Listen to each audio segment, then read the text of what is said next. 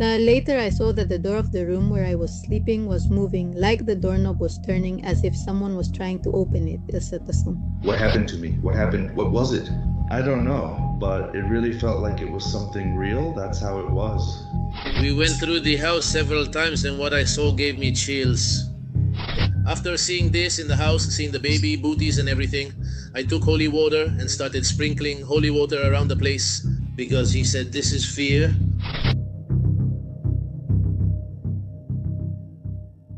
I'm from Mexico, and this time I want to share with everyone 2 experiences that left a mark on my life. Maybe they're not as terrifying as some others I've heard on the channel, but know that at least for me, they were very intense since I experienced them firsthand. Many times I've heard stories about people who run into someone in public, on the road, on a train, anywhere. But then just like that, they disappear, as if they wanted to leave us a message or just get our attention without scaring us. I think my first experience has this element, and I'd like to know if anyone else has ever gone through a similar moment. Monterrey is a state that's in the north of the country, right next to Texas in the United States. And me? Well, I always lived in Mexico City, but I went to work in Monterrey for obvious work reasons. I lived there for about 4 or 5 years. At that time, I worked at a bank from Monday to Friday, and something I usually did was use apps to request transportation services, whether it was Didi or Uber. And the thing to keep in mind is that, at least at that time, I don't know if it's still like that now. Could you book the service to share it with someone you knew, or maybe with other people? I insist that it was quite common for me to do it this way, and nothing strange had ever happened to me until that time.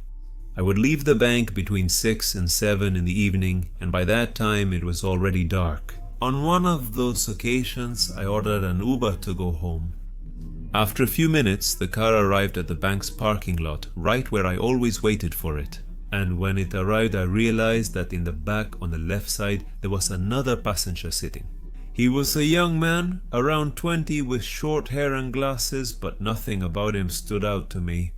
And normally when the car arrived with another passenger, I would choose to sit in the front just so I wouldn't bother them, and that's what I did that time. I got in the car, greeted everyone, but only the driver replied.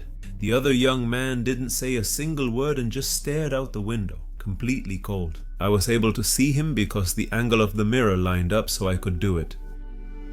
Honestly, I wasn't worried. I didn't know who he was or how his day had gone. If he didn't respond, he must have had a reason for not greeting me. The car started, but we took a detour because the Uber had to pick up another girl, another passenger a few blocks from my work. When we arrived, the young woman sat in back beside the guy, and that's when the trip began. Obviously, depending on each person's destination, you would get off first, second or last, and that's how it turned out that this girl was the most suitable. But a moment before this car stopped, something happened that made my blood run cold, and I swear to God, I really hesitated to mention it inside the car. At that moment, 2 blocks before dropping this girl off, I looked in the rearview mirror, and I realized that the guy who arrived with the car sitting on the left side was no longer there. I turned around for a better look and confirmed he was gone. The girl got out, and then this driver asked me if everything was okay because he clearly noticed that I was uneasy.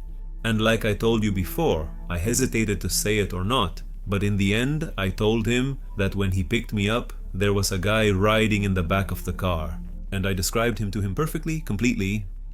I noticed by his face that he was surprised, but he immediately tried to change the subject because I realized he had gotten uncomfortable. I think he might have known, but didn't want to. That's what happened. Even though I was scared at the time, later reflecting calmly, I wondered how often this happens without us noticing. Maybe on the train, on the bus. When we're walking somewhere and see so many people around us, we don't notice certain details that would leave us more than confused. Well, this other story happened to me when I was very young. I think I was about 17 years old or so. Now I'm 39. Back then, my aunt lived in Tamaulipas because there's a refinery there, so her husband worked in the oil business. She didn't have any children that year. Now her kids are grown up. They must be about 15 years old or so. Well, the point is that she invited me to spend my vacation there with her. And I remember that morning she told me she had to go out to take care of some paperwork, some errands or something like that. And she asked me if I wanted to go with her. But it was very early and I told her no, honestly, I didn't want to go. Well, this was an apartment that she was renting. Later, around 10 in the morning, I remember it was about 10:30. I saw that the door of the room where I was sleeping, I saw that the doorknob was moving like someone was trying to open it. I was completely awake, so I sat up in bed and said my aunt's name, thinking she had come back and was coming into my room. But the movement of the doorknob stopped at that moment and no one came in. Honestly, I still thought it was her and that she had just changed her mind and went to do something else.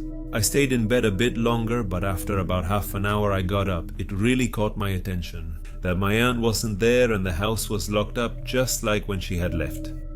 The thing is, my aunt came back, but do you know when? At 4 in the afternoon. Of course, I asked her why she hadn't come into my room at that moment, but she, with a surprised look on her face, said she had never come back. So what happened that morning, I'll never know. The important thing to note is that this house was specifically rented or leased, just to be clear, and it wasn't our property. Just so you know, that scares me. Also the story I told about the person behind me. And I was so scared. But I'm telling you, this really does scare me. Because imagine if I had stopped and opened the door. I mean, the person who was trying to open the door. I mean, what was I going to find? What was I going to find? An entity or no one at all? Honestly, I still wonder what would have happened if I had stopped to open that door. A few years ago, a strange event occurred in the gated community of Pinaruno, Tucumán, which few know about, and today I'll tell you about it. On that occasion, a guard saw 2 co-workers running from the back of the property, looking very scared. They were desperate. They went to the office where they were on duty, and after a while they calmed down and finally told what had happened. In the back, specifically in this area, there was a kind of very large barbecue area right next to the edge of the property where the neighboring field was a huge lemon plantation, something very common in the area. The 2 security men were just there. They were doing a patrol round when they saw that right next to the perimeter fence on the side of the property there was someone standing there. He was dressed in some kind of black or very dark overcoat, also wearing a black hat, and he was about 2 meters tall. He stood still, looking toward the country club. They got a little closer, shined a flashlight on him, and asked what he was doing. They knew perfectly well that there wasn't anyone like that at the estate, especially not at that hour of the early morning. But he didn't answer. He stayed still and didn't say a word, so they shined both flashlights on him. They couldn't make out any features on his face and asked him please to leave, that the area was restricted and that to avoid trouble with the police he should go. He remained still until eventually he walked forward. He was just inches from the fence, and what happened next was exactly what caused these 2 men to panic. This fence, what happened was, he literally passed through the wire without any effort and without breaking it. You can imagine that's when they started running because they realized it wasn't something normal. Precisely, his appearance, his behavior, and his height showed the opposite. Minutes later, one of these guards, along with the other one who hadn't witnessed the event, approached the place very carefully. And when they arrived, they saw absolutely nothing, and the fence, just as they said, was perfectly fine. It was intact. So, what was this entity's purpose? They never knew, but after that, people moved through the area cautiously and quickly, not wanting to risk bad luck. Some even claimed to see him from time to time. Some even claimed to see him. Another story occurred in a gated community on La Sirga Road. The guardhouses in this place are made of solid materials with all the amenities and located outside the property, meaning they are on the exterior.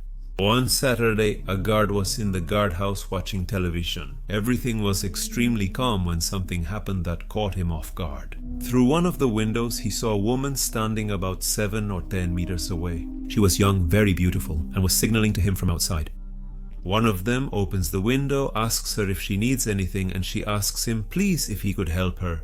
He imagined the whole time that it was some girl who had gotten lost, was without a vehicle, maybe she had been robbed. Many things can happen without being paranormal. He immediately closes the window, leaves the booth, and this woman was gone. It was literally impossible for her to leave the area without being seen in just a few seconds. There was nowhere to hide, and she couldn't have run away either. He realized then that he had witnessed something we often hear about, but we don't really believe until it happens to us. A few days ago, this happened to me.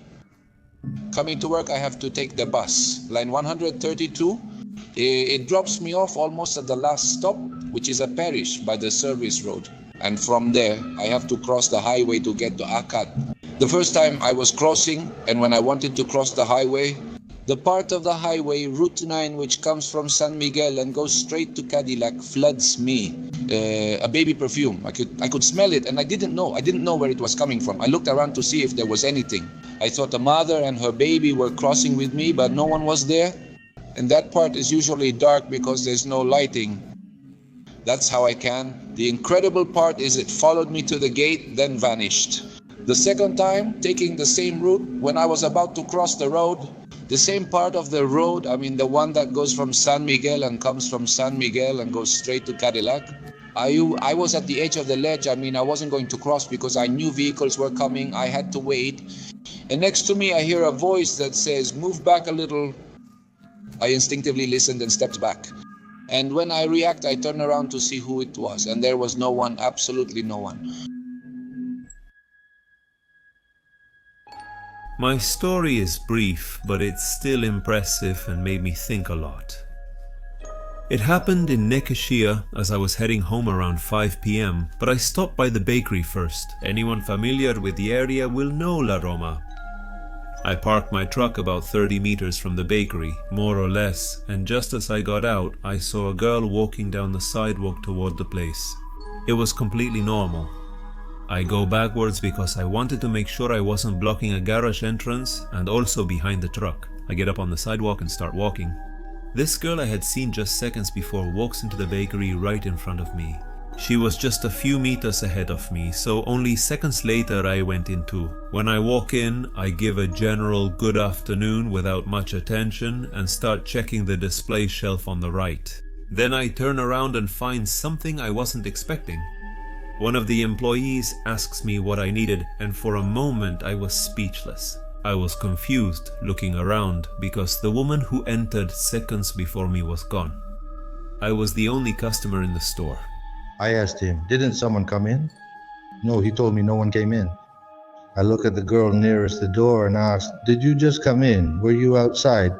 No, she tells me no. Well, that's how it was. I took it, a bit surprised. And to this day, I remember the images perfectly, everything. I don't know if it was suggestion or what happened, but I saw the girl come in. There's no other entrance on the side because there's a house, but there's the garden. Previously, the bakery didn't have another entrance, and before, if she had come in earlier, I would have seen her. No, she didn't go into the bakery. I saw her go in, but she's not there. I didn't find her. What happened to me happened to me. What was it? I don't know. But it really felt like it was something real. Is that so? Sending a big hug? I'll keep listening. The place was a gated community in San Rafael, Mendoza, specifically on the walls. So you can get an idea of what the neighborhood was like. It was a gated community. It had an entrance on the highway, and the street that led to the entrance was called Los Filtros. And there was the main guardhouse, the entrance where they controlled the entry and exit of residents, visitors, workers, and so on. The guard shifts were 12 hours long, and at 8 p.m. we would change shifts, where the only guard on duty during the day would leave and the new shift would take over. 3 people, with one staying at the main gate or in front, and the other 2 patrolling, either on a motorcycle or on foot throughout the neighborhood. This neighborhood had 3 guard posts, something to keep in mind, and the patrols had to make mandatory stops at these points. And I should also clarify beforehand, to give you some context, this happened right in the middle of the pandemic, when we were forbidden to go out, gather, take walks, and so on. What we all know. When I started my night shift, I immediately went out to patrol and check that everything was in order. And let me clarify that it's not just about checking for suspicious people, you also check the entrances, the cameras, the fences, the lights. Every detail matters to avoid problems later on. The thing was that during this patrol, together with a colleague, we started hearing music that wasn't coming from inside the neighborhood, but from outside. And here's a detail we couldn't quite understand because there aren't any houses in that area, it's mostly estates with huge plots of land. So it was even stranger not to be able to tell where this music was coming from. And it also caught our attention that, for lesser things at that time, the police would act by forcing people to respect the quarantine. I insist we never thought it was paranormal, it was just music coming from outside the property. We continued working as usual. And here comes what I wanted to tell you. That day, my patrol partner had authorization from our superior to leave at 6 in the morning because he had a personal issue and had to be somewhere at 8 to take care of some paperwork. So he leaves at 6 in the morning, but before leaving, we go on the last patrol round together. You could still hear the music, and at that hour, I looked over at the neighbor's house, and I see a 5-year-old boy, completely dressed in white, with a white face, sitting with his legs crossed and his hands on his chest, staring at us. We were frozen with fear because I said, "Hey, are you seeing this?" Yes, he says to me, "I'm seeing it." And it was strange because at that hour, with how cold it was impossible for there to be a 5-year-old child on the roof. Just so you have an idea, that house had a gabled roof, and way up there, that boy was sitting. And honestly, fear made us leave there quickly. Now that I'm remembering it, I'm getting goosebumps. I clearly remember that boy's face. He wasn't a normal kid. His face was white, his eyes were black, and he was looking at us and laughing. My coworker left, so I stayed until 8. I never returned to that house. Honestly, I want to make it clear that we never confirmed whether this was paranormal or not. The music could have easily been from some secret meeting somewhere, we understand that. But that boy was something else. And I know that maybe just listening to this, you can't really grasp what that moment was actually like. But let me tell you, without a doubt, it froze my blood like never before in my entire life. We were, as I told you, there were 3 checkpoints, where we had security booths to take shelter in case it got too cold or if it rained, to have a place to stay along the route. At point number 2, or checkpoint 2, we were there one day with another colleague. We had gathered there to have something hot to drink so we could continue on patrol. And we saw that next to the guardhouse, there was a house under construction that belongs to the neighborhood, inside the same gated community I'm telling you about. We looked and saw in the darkness, because this house wasn't lit, it was under construction. A person sitting, looking at us. We shined the flashlight and couldn't see the person. We turned off the flashlight and the person appeared again. And in the same house, we saw a person standing on the roof again. We went into the house several times and what I saw gave me chills. The house, still unfinished, had a swimming pool. Inside the pool, there were baby clothes, there were booties, there were old toys, and that also gave me goosebumps. I remember that the next day, after seeing this in the house, after seeing the booties and everything, I brought holy water and had it sprinkled around, saying it was from the devil. In the same neighborhood where I saw, inside the swimming pool, the baby's clothes, or the little boy, that 5-year-old from the pandemic up on the roof. One day, over the internal radio, the night security manager told us he was seeing a person in a certain area of the neighborhood on the cameras. Right up against the fence on the outside, but right up against the fence. We moved around on motorcycles. Like I said, it was nighttime. There were 3 of us, 1 at the main guard post and the other 2 patrolling, either walking or on motorcycles. When we got a call like that, the protocol said we had to move as quickly as possible. So we took our motorcycles and went to the indicated location. We searched with a flashlight and found nothing. And the guy from the security cameras was saying, "No, but they're there, I can see you, and he's there. There's nothing." We told him, "There's nothing here, we're shining a flashlight and the motorcycle's light, but can't see anything." We told him, "No, really, there's nothing." But he kept saying, yes, he's standing there, he's looking at you."